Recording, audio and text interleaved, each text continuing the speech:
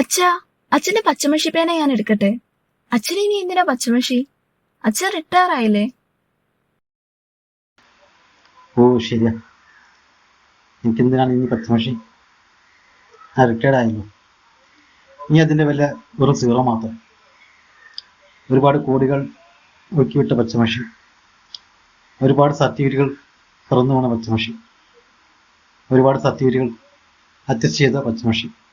ഓ, അറ്റസ്റ്റേഷൻ്റെ കാര്യം പറഞ്ഞപ്പോഴാണ് പഴയ കാര്യം ഓർമ്മ വന്നത്. ഇന്ന് 17-ാം വയസ്സിൽ അറ്റസ്റ്റ് ചെയ്യാൻ വേണ്ടി ഒരു ട്രഷറി ഓഫീസ് സമീപിച്ചപ്പോൾ അദ്ദേഹത്തിന് അറ്റസ്റ്റ് ചെയ്യാൻ സമയമായിരുന്നു. പിന്നീട് വരാൻ പറഞ്ഞു.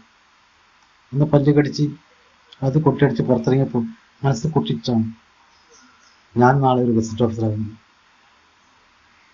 പക്ഷേ ഇയാളെ പോലെ ആയിരിക്കുന്നത്. എൻ്റെ മുമ്പിൽ വരുന്നവരോട് കരുണ കാണിക്കും, അവരോട് ഇരിക്കാൻ പറയും.